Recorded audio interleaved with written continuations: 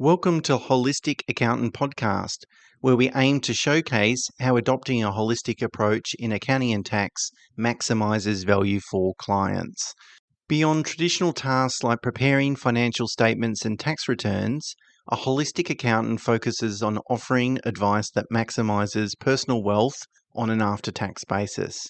If you enjoy this episode, please consider leaving a rating and sharing it with those who might also benefit. And to ensure you stay updated, subscribe to our weekly email. The link is in the show notes. Okay, welcome to a new financial year. It's something that Mena and his team get very excited about, probably celebrate too, which is pretty sad. The start of a new financial year, got to get used to saying 26th financial year now. So anyway, we thought we'd spend a little bit of time just talking about all the things that are going to change as a result of the new financial year. There's always a lot of caps and rates and all these sorts of things that we need to be on top of. So let me start. We'll just take it in turns. The first really big change is the superannuation guarantee rate. So that's the mandated super contributions that you must pay on any salaries paid to employees. And in the 25 financial year, which obviously has ended, it was 11.5%. So it rises by another 0.5% to 12%. Now, there's no plans, at least at this stage, for it to increase beyond 12%, but who knows what successive governments will do. But businesses have had to really wear a 3% mandated increase in employment costs over the last sort of 5-ish years. It's where it's increased over. So it's good it's great from an employee perspective, and I think it's good from a country retirement savings perspective, but not so good for businesses. The next thing is no tax deductions allowed for general interest charges, or GIC, commonly referred to. So the ATO basically came out, and obviously the government is in a large deficit, so they have been charging general interest charges for things such as payment plans, sort of late lodgements and late debts and so forth.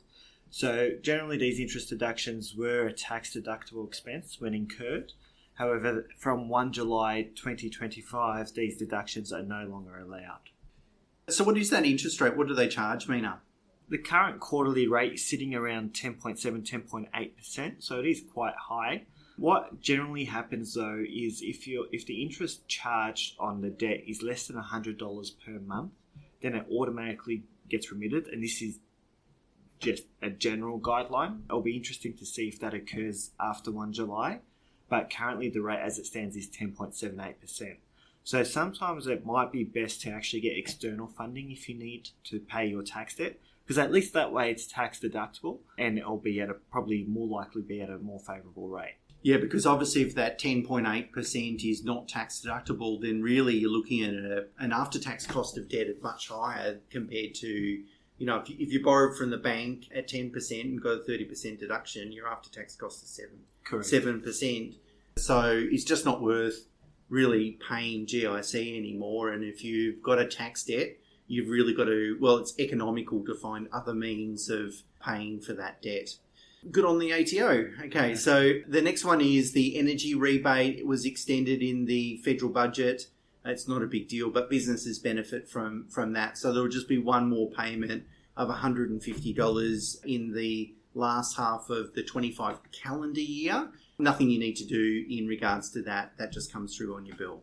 The next thing is around home batteries, which is a great initiative by the federal government, I believe. They're subsidising the cost of batteries associated with, obviously, solar installations. So a typical home battery will be discounted by roughly about 30%, saving around $4,000 roughly on a typical battery. I worked it out to be roughly about $350 per kilowatt, up to a max size of 50 kilowatt battery.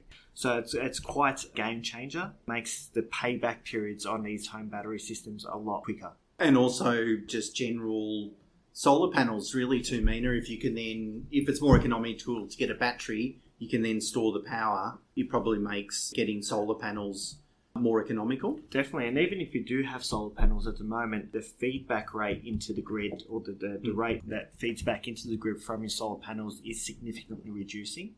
So, having a battery makes a lot more sense.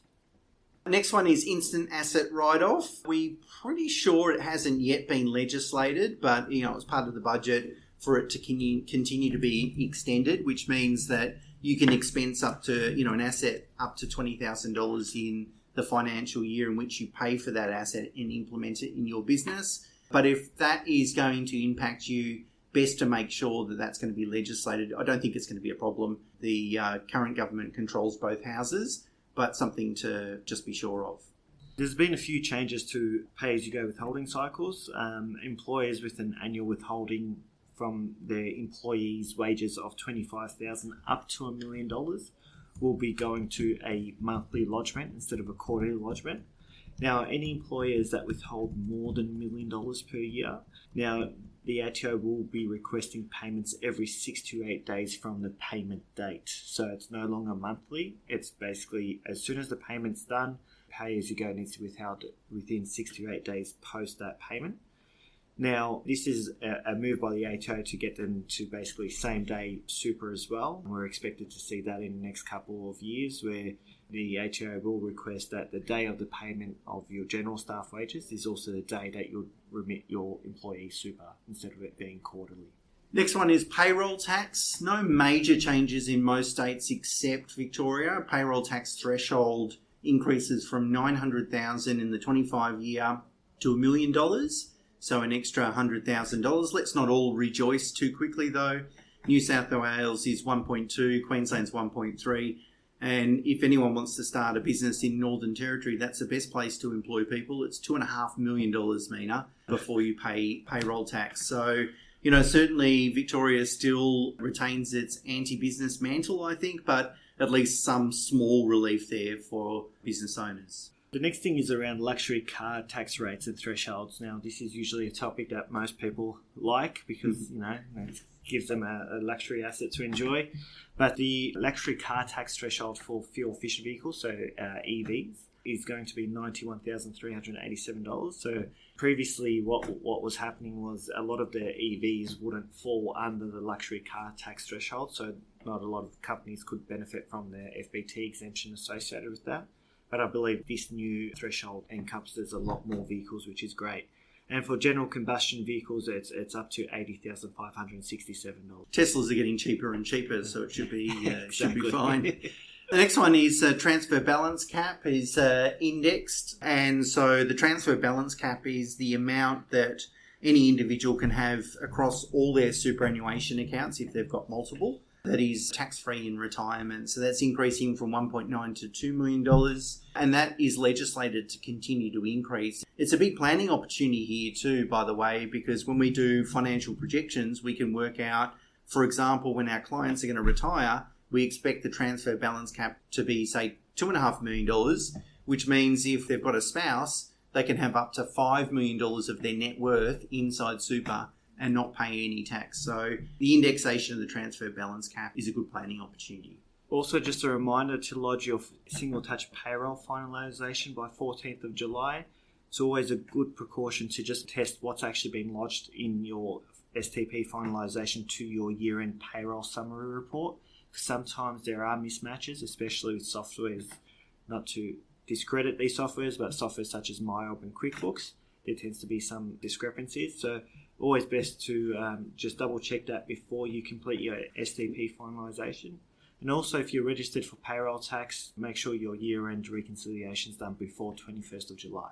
And lastly, PAYG variation. That is if you want to vary the amount of tax that's taken from your salary. So this is most appropriate for people that have other tax deductions. The common one is investment properties. So if you've geared investment properties, instead of waiting until the end of the financial year to get your big tax refund, what you can do is lodge a PAYG variation and your employer will subtract less tax out as something your accountant can help with. But it's something you need to do each year. So if you've done that in past years or you want to start doing it this year, that's something that you need to think about. Okay, so there's plenty of changes coming our way for this new financial year. We just thought we'd cover them all. Hope that's been useful. And until next week, bye for now.